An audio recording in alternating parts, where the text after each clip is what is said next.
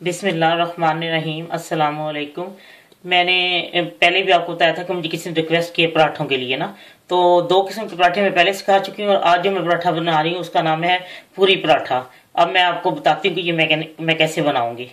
और इसके लिए मुझे जिन चीज़ों की जरूरत है उसमें मैंने आटा लिया है ये, और मार्जिन लगाने के लिए लिया है, और थोड़ा सा नमक और तेल। मैं पराठे के ऊपर मैं तेल लगाती हूँ, अंदर मैं मार्जिन लगाती हूँ, लेकिन उससे जो एक पराठे की खूबसूरती और चमक होती है वो अच्छी आती है।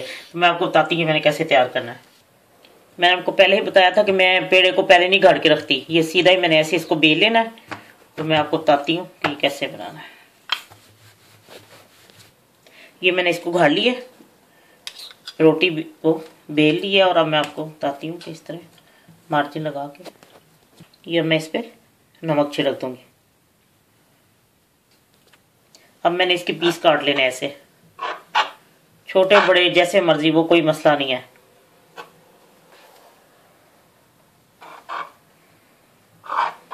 अब मैं आपको बताती हूँ मैंने इससे क्या करना है। ये जो उसमें सबसे बड़ा होगा उसको नीचे रखें, फिर उसके बाद जो जो उसी हिसाब से रखते जाएं। ये ऐसे कर लें या जैसे मर्जी, ये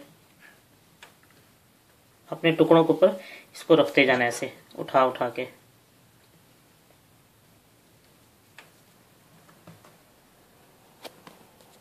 ये आखिर में जो छोटे रहते हैं उनको सबसे ऊपर छोटों को रखते जाएं, ये देखें ऐसे। और ये अब मैं आपको बताती हूँ कि इसके साथ मैंने क्या करना है। ये क्या आप इसको ऐसे बेल लें या सारा नीचे से ऊपर ले आए, लेकिन ये बेस्ट है आप इसको ऐसे कर लें, गोल बना लें पेड़ा इसका। फिर आप उसको ऐसे कर सकती हैं, अभी गोल हो जाए। ये खुशका लगा के उसको अब मैं बेलती हूँ और मैं इसको दिखाती हूँ आपको बेल के। ये मैंने इसको बेल लिया है और अब मैं इसको तवे पे डालती हूँ और मैं आपको दिखाती हूँ जब मैं इसको तवे पे डाल के। ये मैंने इसको तवे पे डाल दिया, अब एक तरफ से हो जाता है तो मैं आपको दिखाती हूँ, फिर मैं इसके ऊपर तेल डालूंगी बाद में। अब ये अब एक तरफ से इसका ये रंग बदल चुका है ना, अब इसको मैं उल्टा देती हूँ। देख ले, मैंने इसको कोई गोल पेड़ा नहीं किया था, उसी तरह वो टुकड़े करके रखा, उसको वो रोटी को गोल बना के बेल लिया। कोई मेहनत करने की जरूरत नहीं, फिर भी इसे गोल ही हो जाना होता है, ऐसी कोई बात नहीं है। अगर थोड़ा सा फर्क भी रह जाए तो वो कौन सी ऐसी गलत बात है। असल है पराठा सही होना चाहिए। ये अब उधर से भी थोड़ा सा हो गया, और अब मैं इसको उल्टा के और अब मैं इसको दूसरी तरफ से पकड़ने दूंगी, और इसी तरफ मैं फिर तेल लगाऊंगी। मैं आपको दिखाती हूँ,